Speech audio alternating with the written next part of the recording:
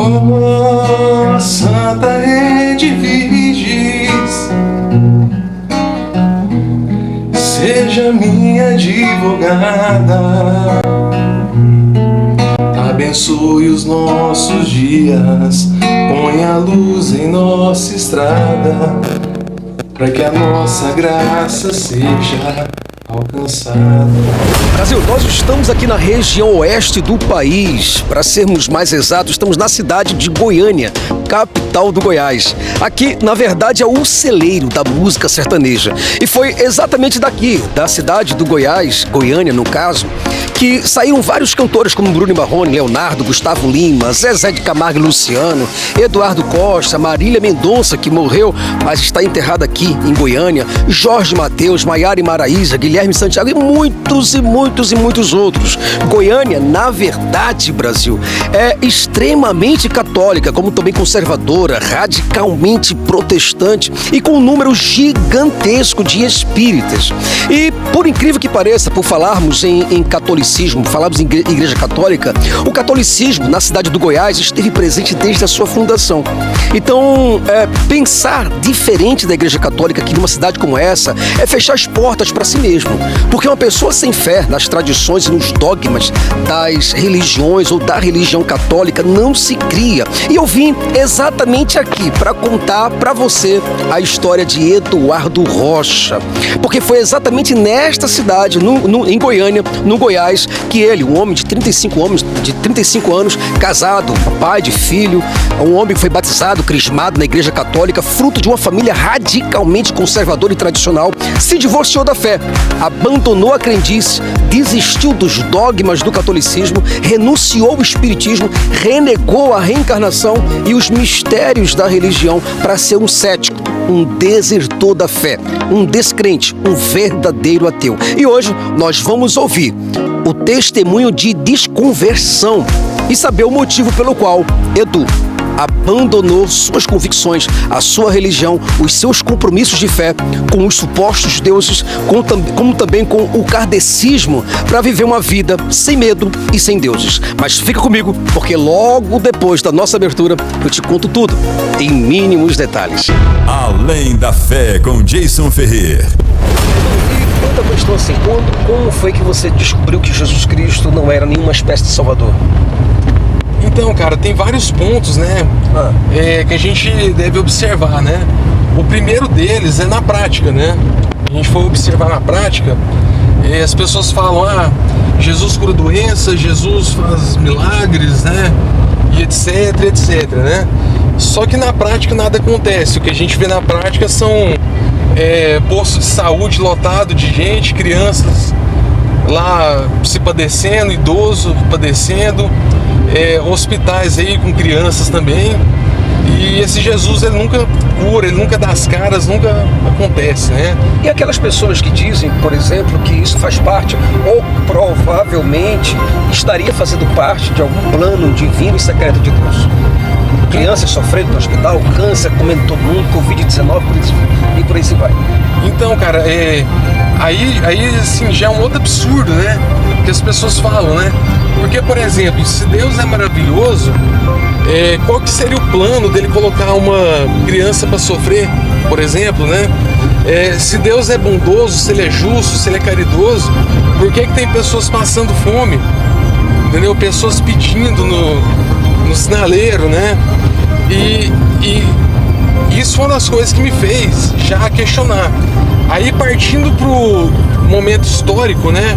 Quando a gente começa já a fazer outros estudos ali, a gente acaba concluindo ali que foi uma criação romana ali, né? Essa figura ali do Jesus, né? Então é bem complicado, sabe? Eu sinceramente, eu não consigo acreditar nisso.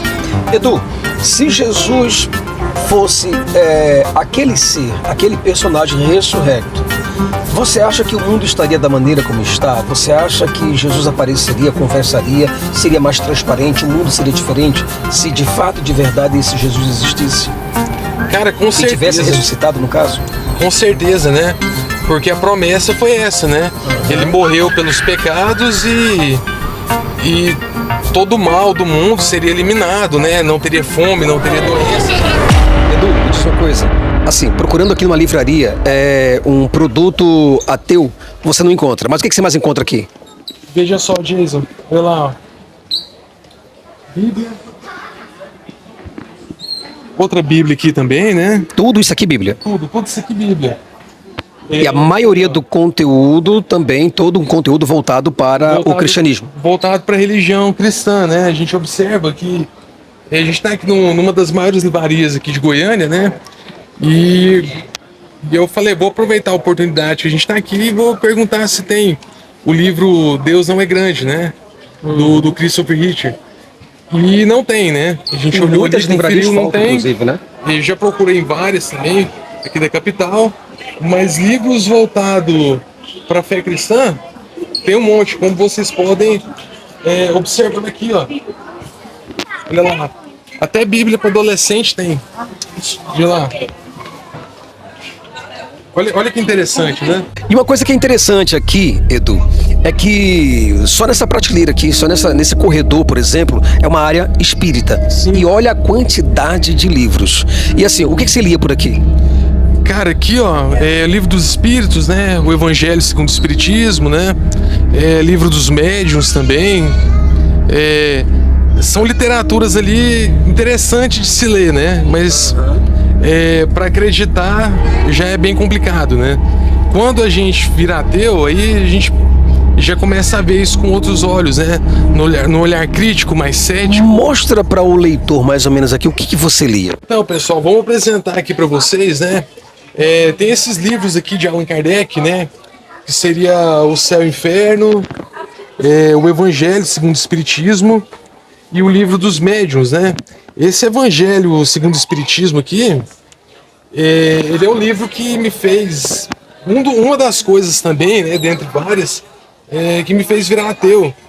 Porque esse livro aqui, ele é um livro que ele mete o pau nos ateus, né? Ele fala que ateu não tem... que o ateu tem frouxidão moral, né? Então, aqui, por exemplo, do lado, você tem a boneca da Virgem Maria, não é isso? O coração imaculado dela ali e tal. Não te traz sentimento nenhum, cara? Não te traz tristeza, vontade de voltar e de abraçar essa boneca de novo? Cara, nenhum, mano. Na boa, porque assim...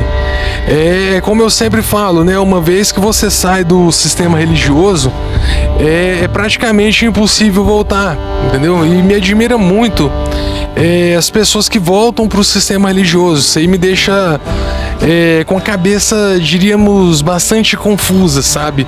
Essa questão da pessoa falar assim, eu sou ateu, depois eu virei ex-ateu. Sabe, isso aí eu não vejo muito sentido nisso. Então não te traz mais nenhuma emoção essa história de uma mãe que tem um coração imaculado, uma mãe virgem que teve um filho, um salvador do mundo.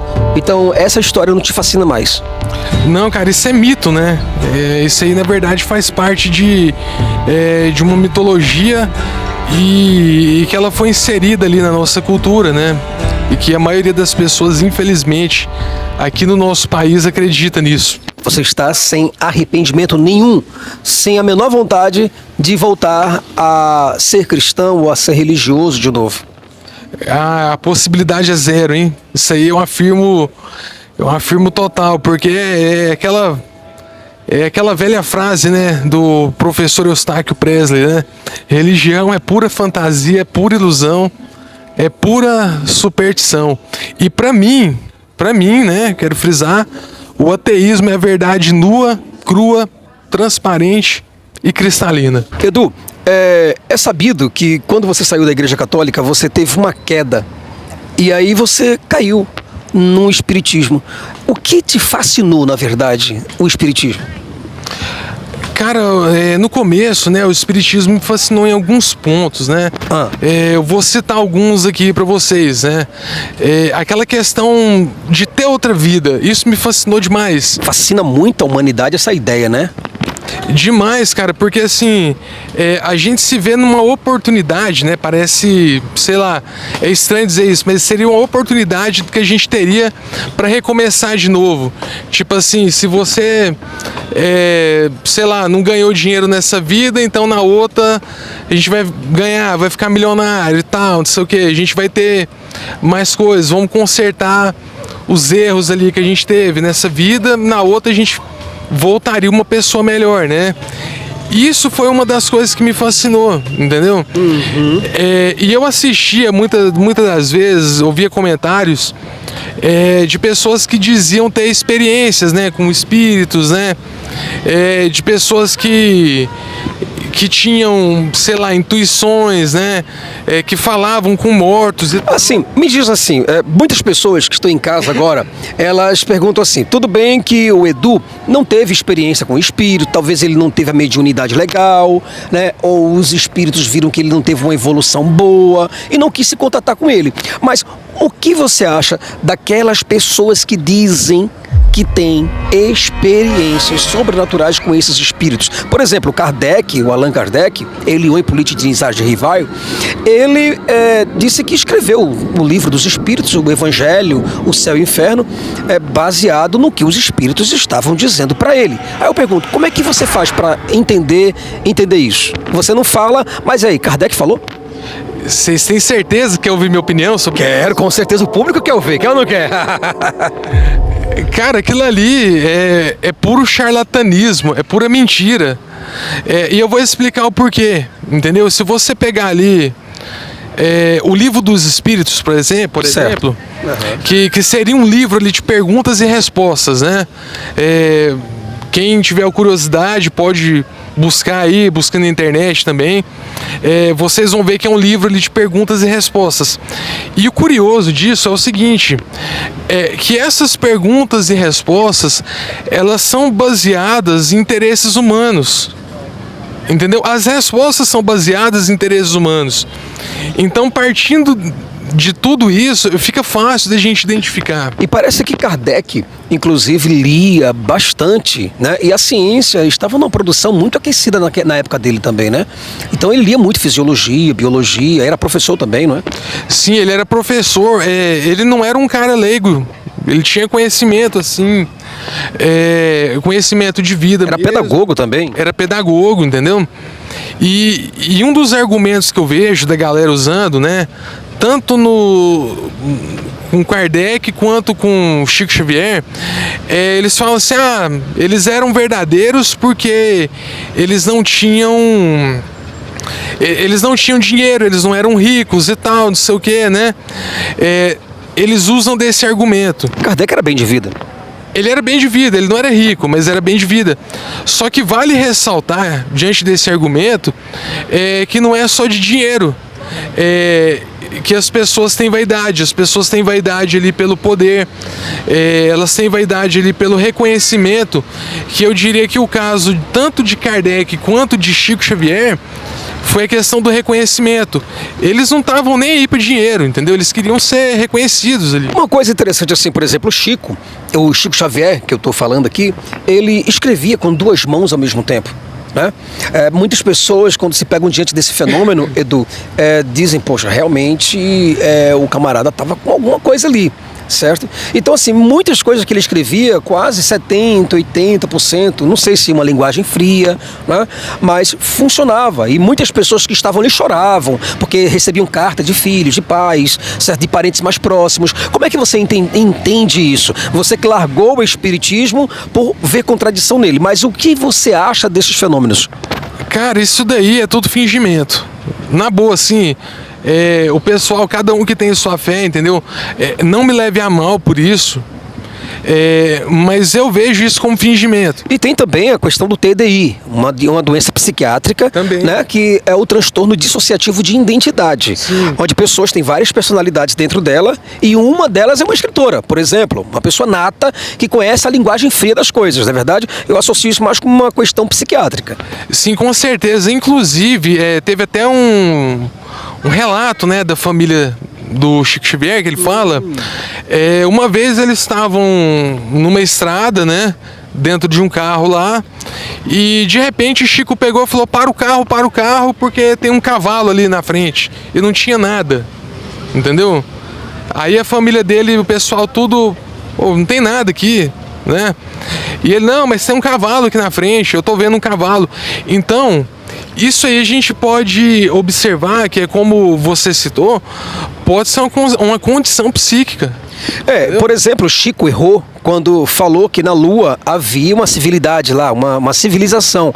Ele errou quando disse que havia uma civilização em Marte. E errou quando disse também que Plutão, o Hitler, né, Adolf Hitler, ele falou que Adolf Hitler tinha pego uma pena em Plutão e está lá até o dia de hoje, né? Pegou uma pena de 1000 anos. Quer dizer, é muita fantasia um negócio desse. Cara, é tudo muito fantasioso, né? O que acontece? O espiritismo, ao mesmo tempo que ele é muito fascinante ali no começo, mas assim, nós, seres humanos, a gente tem uma certa, eu diria uma certa atração por fantasias, entendeu? Filmes, novelas, entendeu? Filme de terror, por exemplo, de suspense. Ficção, ele te prende a atenção ali e é tudo muito bem feito, entendeu? É para te prender a atenção. E o espiritismo, ele é dessa forma também, entendeu? Por quê? Porque ele te prende com aquelas histórias fantasiosas ali, ele vai te envolvendo, te seduzindo ali, dentro daquela narrativa ali de que você vai ter uma vida, se você passa por um problema, é porque você tá pagando de uma vida anterior, né? Você tá ali, são provas e expiações. Né? Vegetais, animais de todas as espécies e tamanhos sofrem muito, né? Sim. E não quer dizer que reencarnaram, ou são reencarnações? Com certeza não. Pois é, Brasil. Aí é que fica a questão, né? Você do outro lado decidir. Aqui está um ex-católico, um ex-espírita, alguém que não viu noção ou um conteúdo forte, algo que realmente convencesse logicamente, racionalmente, abraçou o ateísmo e hoje é feliz.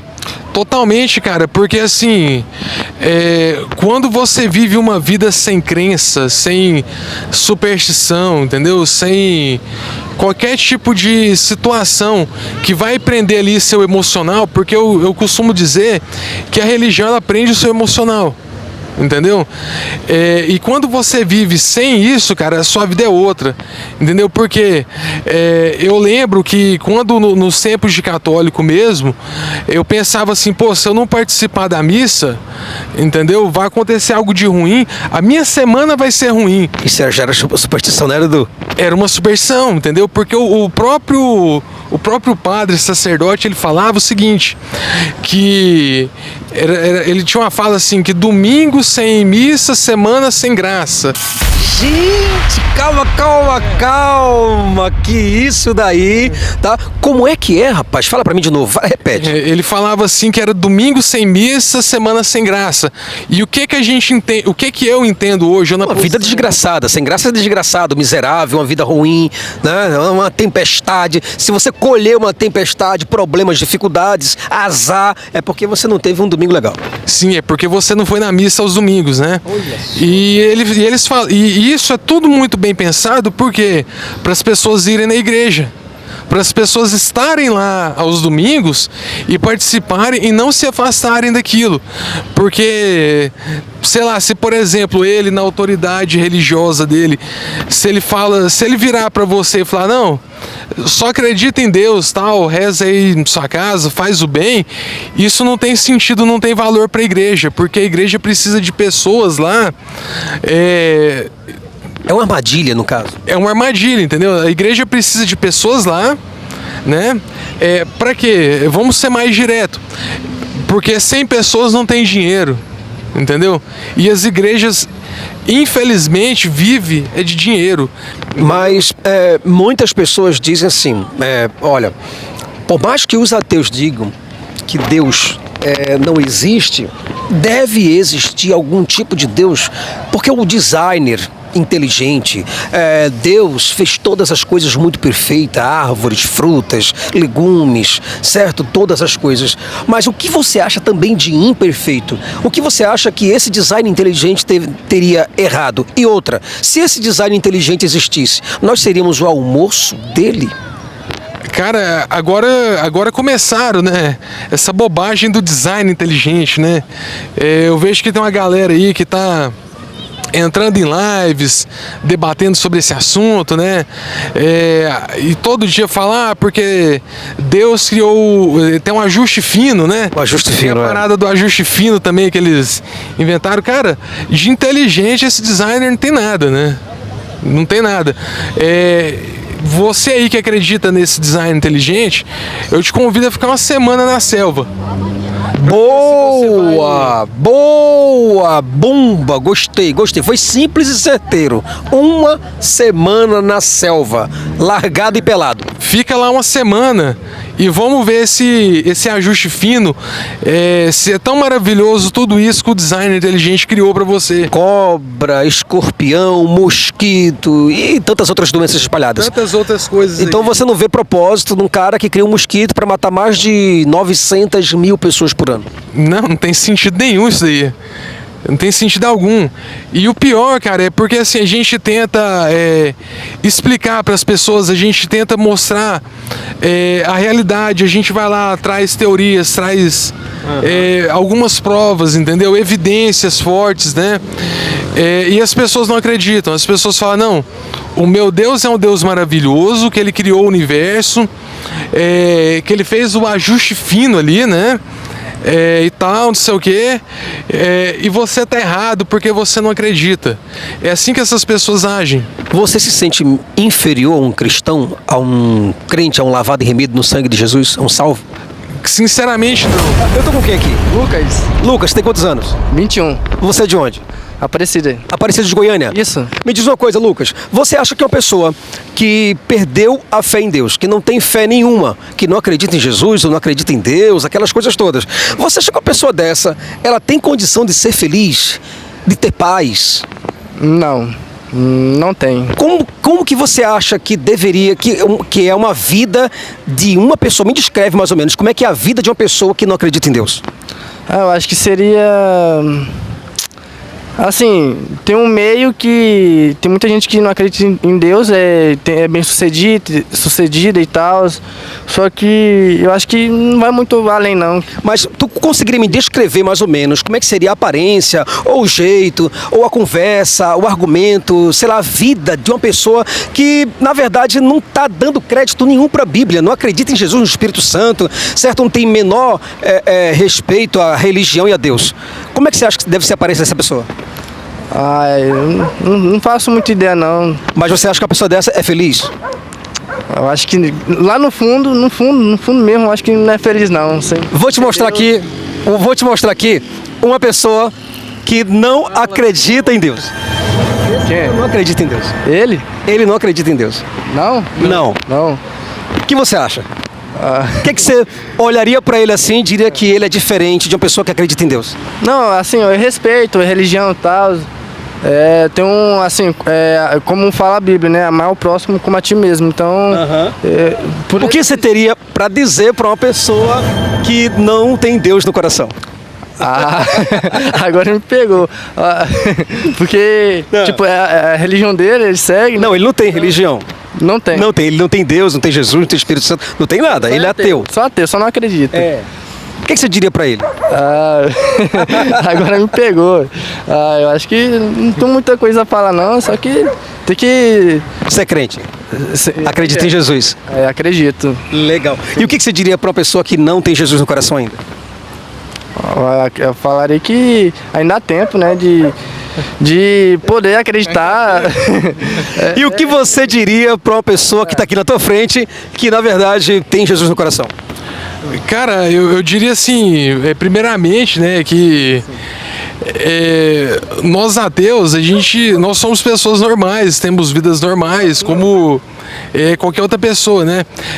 O que difere, no caso, é que a gente não acredita em nada, né? A gente não tem nenhum tipo de crença, entendeu? Eu entendo o seu ponto de vista, porque eu já fui uma pessoa crédula também, já acreditei em divindades, né? Na figura ali do Jesus e tal.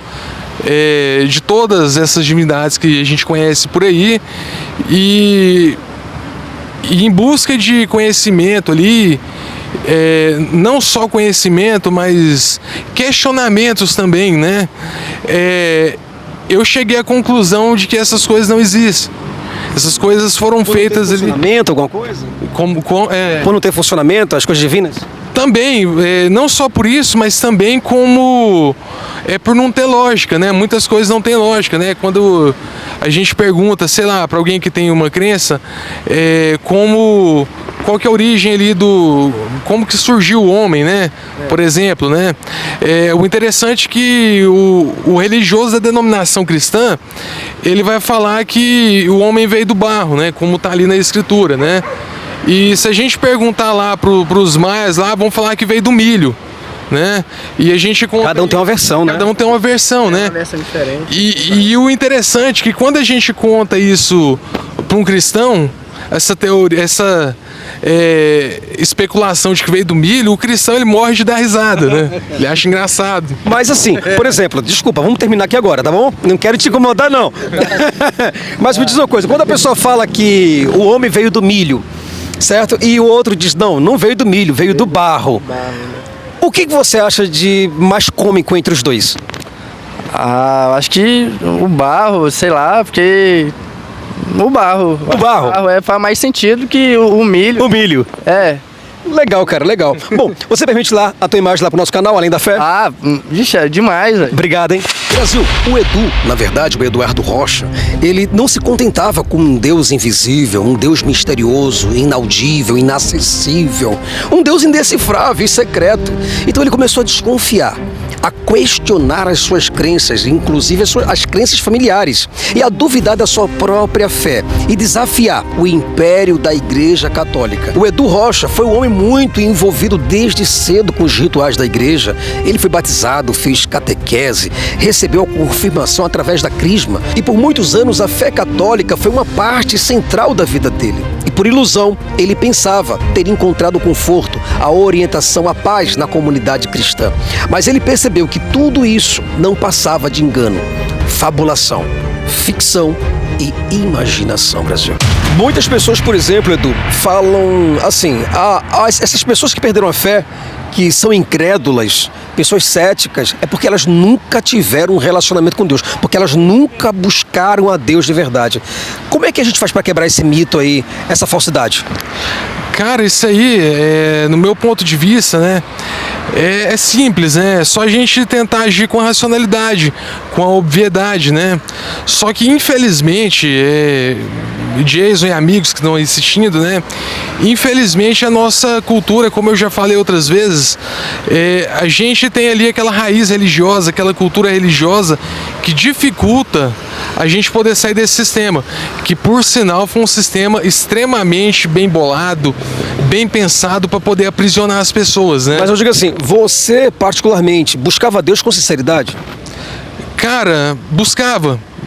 Em momentos cheguei a buscar por muita sinceridade, né? Só que em outros momentos, em contrapartida disso, eu buscava pelo medo. É curioso falar isso, né? Mas eu buscava pelo medo, porque eu pensava assim, se eu não buscar a Deus, minha vida vai, sei lá, vai acontecer um desastre, eu vou perder tudo, sabe? Eu vou perder dinheiro, eu vou ficar doente, né, e tal, não sei o quê. E muitas das vezes eu fui levado pelo medo. Isso aí foi uma coisa que me prendeu por muitos e muitos anos ali, dentro da religião, né? Foi como eu citei, medo de perder as coisas que eu tinha conquistado até que... Só que o que acontece? A gente precisa colocar um ponto nisso, no sentido de que pessoas boas, elas vão passar por coisas ruins. Entendeu? Certo, ok. Pessoas boas ficam doentes, pessoas ruins ficam doentes, pessoas ruins vão passar por coisas... E isso não tem nada a ver com Deus, ou com espiritualidade, enfim. Jamais, não tem nada a ver com deuses, com divindades, com religião e etc, entendeu? Isso é uma coisa natural da vida mesmo, faz parte do ciclo. Então, quando você era católico, por exemplo, você era muito sincero com a sua fé? Cara, eu era. E nunca viu Maria? Anjos? Jamais, entendeu? Inclusive, assim, porque eu fiz parte do catolicismo, né? E do espiritismo também. E no catolicismo eu nunca vi nada, no espiritismo muito menos, entendeu? Então, peraí, como é que foi essa tua transição? Você saiu do catolicismo porque e entrou no espiritismo como? Cara, eu saí do catolicismo, mano, porque, assim, era algo que não me preenchia mais, né? Ele não me preenchia de forma alguma, aquele dogma católico mesmo, tal, do que, tipo assim, que... sabe, que existe uma trindade ali, que existe um santo, tal, não sei o que, né? E o interessante, essa questão dos santos, né? Só para acrescentar aqui na minha fala, você vai observar os nomes deles, é nome europeu, né? Todo europeu. Não tem nome lá de outros lugares, não tem nome. Outras culturas, não, nada. Nada disso, né? E os deuses, os desenhos desses santos e padroeiros são sempre muito parecidos com nós mesmos, né? Sim, bem parecido. Os ocidentais. Bem parecido, né? E assim, aí chegou num momento, cara, que eu falava, pô, isso aqui não tem sentido.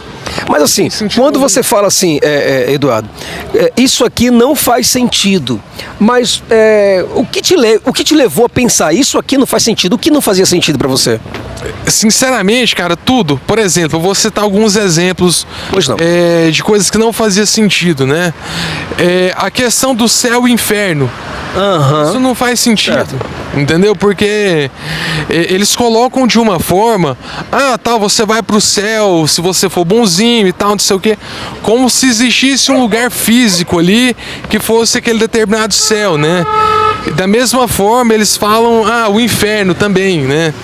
Então, o que acontece? O que é bastante curioso a gente observar? Essas contradições, elas não fazem sentido. E a partir do momento que existe uma contradição dentro de uma religião, seja ela qual for, aquela religião não faz sentido. Perde a credibilidade total. Total, entendeu? O catolicismo, ele tem muito aquela questão dos santos, né? A Santa Luzia, que é a santa dos olhos, né? São Pedro, não sei quem e tal. Santo para se ajustar a cada situação da vida, né? Sim, a cada situação da vida. Até para caminhoneiro e taxista. Tem também, né? São Cristóvão. Brasil! Nós finalmente chegamos ao fim de mais um vídeo, de mais um programa. Eu espero muito que este vídeo tenha tocado no seu coração, na sua mente, principalmente. Quando eu falo coração, eu estou falando de mente, na verdade. E eu espero que o testemunho do Eduardo Rocha, ele tenha realmente comovido você de alguma forma, trazido uma reflexão poderosa, para você entender que nós precisamos viver como iguais. Pessoas dentro da sociedade, ateus, cristãos, muçulmanos, pessoas merecem a paz, merecem a felicidade e o bem-estar. E, para nossa conclusão, trazer aqui de novo, né? Grande Edu, o que você espera? O que você espera do ateísmo no Brasil? Então, qual o conselho que você dá, na verdade, né, para os ateus aí? Hoje, pra gente finalizar, né, esse vídeo maravilhoso aqui que a gente fez hoje aqui, eu espero o seguinte, eu espero que a gente tenha reconhecimento, né? A gente pode observar que nós somos minorias, né? Tem movimentos homossexuais, o movimento feminista, né? Feminista, entendeu? São minorias. E nós, os negros, ateus, inclusive, né? Negros também, né? E nós ateus, nós somos minoria das minorias. Que isso é um problema, entendeu? A gente tem que normalizar o fato de nós sermos ateus e mostrar para a sociedade que nós temos vidas normal, entendeu? Normalizar isso, né? Normalizar isso, entendeu? Existem pessoas boas, pessoas ruins em todos os lugares. Independente, né? De religião. Independente de religião. E o que eu vejo é o seguinte, é muita intolerância, né? Que a gente sofre no dia a dia, né? Pais que mandam seus filhos embora, empresários que mandam funcionários embora, mulheres que, né, terminam com seus namorados e vice-versa, não é verdade? Sim, isso tem demais, né? Isso é importante a gente ressaltar aqui sobre essa questão também. A intolerância, né? Isso aí eu já falei algumas vezes, né?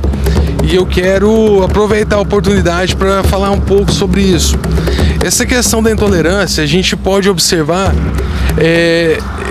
ela chega a ser até injusta, né? O fato da gente não acreditar em nada, a gente a gente sofre ali. Ser taxado de herege, blasfemo, né? Pessoas que cometem sacrilégio, que deveriam ser presos, mortos, enfim. Sim, é isso que essa gente fala, né? Apesar que, por exemplo, eu na minha posição de ateu, eu sou uma pessoa que eu não tenho problemas com justiça, tenho uma vida totalmente limpa, né? Quantas pessoas cristãs você acha que existem dentro dos presídios? Cara, a gente já chegou a fazer um levantamento. 100% das pessoas que estão nos presídios hoje, elas têm Deus no coração. 100%, entendeu? É como, por exemplo, um cristão que não acredita na religião do outro. Você é simplesmente a pessoa que não acredita em nenhum. Sim. Só isso, Nenhuma, Brasil. né? Então, Brasil, eu espero que esse vídeo tenha trazido essa reflexão poderosa para sua vida. E eu espero muito, e de todo o meu coração, que nós possamos nos ver no próximo vídeo. Até lá, Brasil. Se você gosta do nosso conteúdo e deseja de forma espontânea e generosa nos ajudar a continuar a expandir este projeto pelo Brasil e pelo mundo, por favor, contribua e ajude-nos através do Pix. O nosso Pix está aí, alemdafejason@gmail.com. O Além da Fé lhe agradece profundamente por este ato de consciência, maturidade e responsabilidade social.